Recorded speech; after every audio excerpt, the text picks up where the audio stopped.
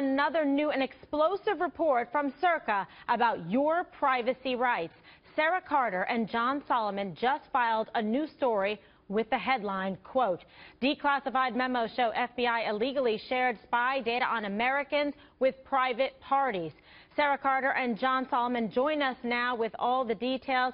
Sarah, good evening. I'll begin with you. If you can explain to the viewers how this process actually works with the FBI illegally sharing the information about Americans with third parties.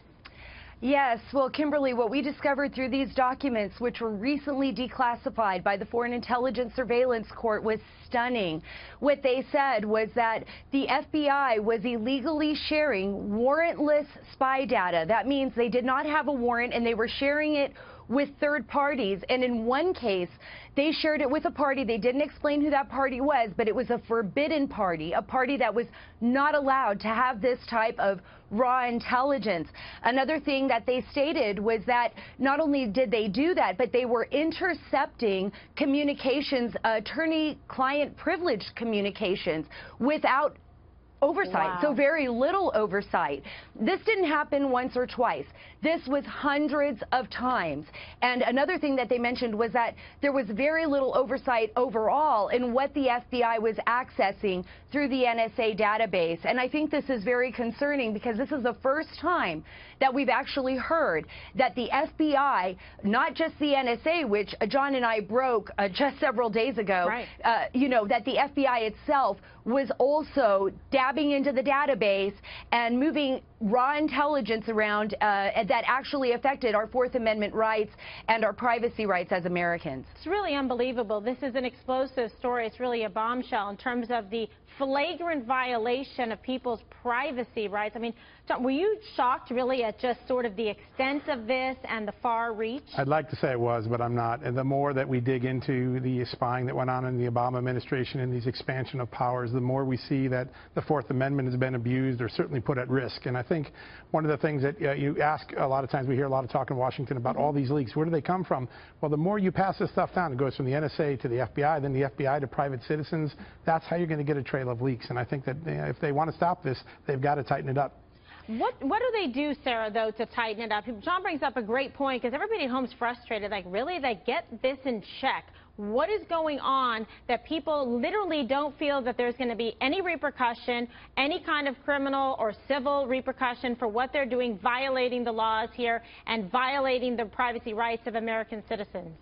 Well, there's a couple of things that they can do, Kimberly. We know right now that they're going to launch a massive investigation into the leaks. It's going to be very interesting to see where these leaks came from. I believe that some of these leaks came from very high up because some of the information, for example, when you're dealing with Lieutenant General Michael Flynn, that would have been a very small number of people that would have had access to those tech cuts.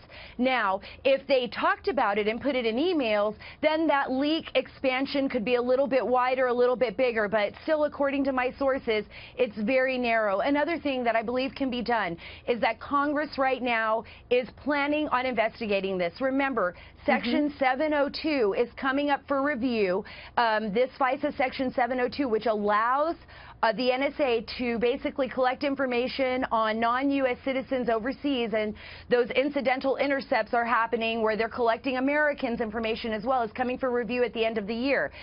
Darrell Issa, Trent Franks, others who've spoken to us say that they're going to look at this law, and some of them aren't even going to vote for it unless it's revised. Well, it has to be. I mean, this is a real big problem, especially when you look back at the time frame and the chronology, John, in terms of how far back this goes and the pervasiveness of it. It does. 2011, Barack Obama changed the rules, and ever since that time, we saw a tripling of the sort of spying on Americans going on, and now we see these leaks and violations. And I think an unusual coalition is going to come together. You're going to see the ACLU and conservatives agreeing on something for the first time and trying to fix this when this bill comes up for renewal this fall. Okay, how quick do you think the turnaround on this in terms of being able to do something to stop the leaks?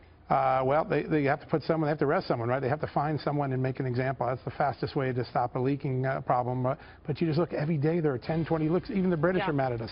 Well, the president's certainly vowing to do something about this, and I think he's going to get to the bottom of it. Sarah and John, thank you so much. Keep up with the great work at Circa.